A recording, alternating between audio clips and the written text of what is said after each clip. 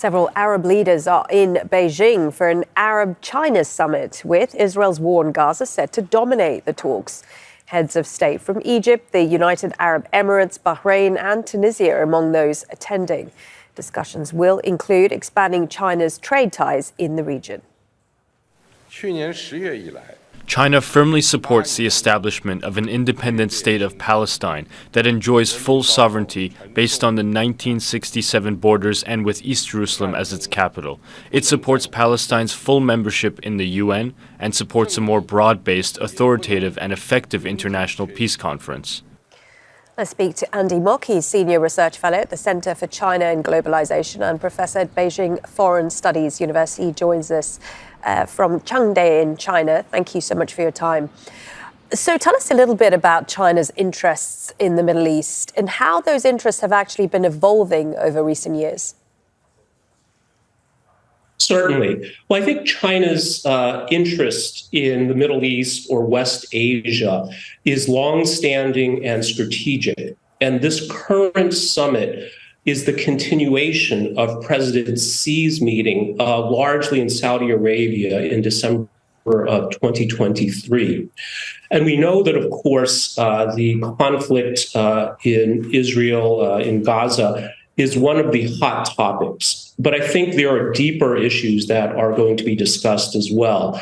And I think there are three interlocking issues. The first is the future of the dollar, and in particular, dollar hegemony, as we've seen that the dollar, the global financial system controlled by the United States, has been weaponized, and many countries around the world really see an urgent need to transition to a system that is safer and impervious to this kind of weaponization. I think the second big issue is the transition, as the energy transition to a more sustainable future.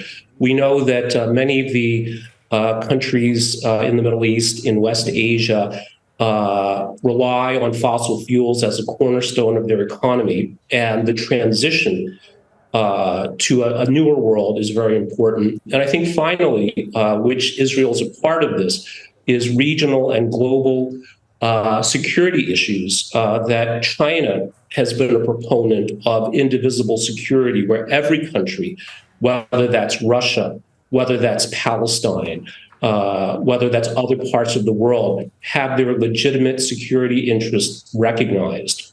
So I see this as the continuation of a very important partnership that I like to visualize as the falcon soaring while empowered by the dragon. So, of course, the falcon refers to the Middle East or West Asia, and the dragon refers to China, and that they have complementary roles to play in the creation of a more stable, prosperous, and safe world. And in terms of the role that China is playing when it comes to the Israel-Gaza crisis, I mean, we saw China recently host these talks between Hamas and Fatah. What does it think that they can actually achieve here? Well, I think the role of a party that does not have a direct stake in a conflict certainly can be very, very valuable. We've seen other parts of the world and in conflicts that have been successfully resolved, the valuable role of an honest broker. So I think China can play a role here. And again, it has been an increasingly significant player in this part of the world. We've seen it play a role in the Iran, Saudi Arabia, Kingdom of Saudi Arabia, rapprochement. We see it playing this role in other parts of the world. And I think one of the most valuable things China can bring to the table is a non-ideological stance. So China is, I think, well known globally for its pragmatism, for its respect for mutual sovereignty, and the importance of treating all parties involved with mutual respect. And this can certainly play a role in resolving this ongoing conflict in Israel. Andy Mock, very good to get your views. Andy, a Senior Research Fellow at the Center for China and Globalization and Professor at Beijing Foreign Studies University. Thank you. Apologies to viewers about the small sound issues we have there as well. Make sure to subscribe to our channel to get the latest news from Al Jazeera.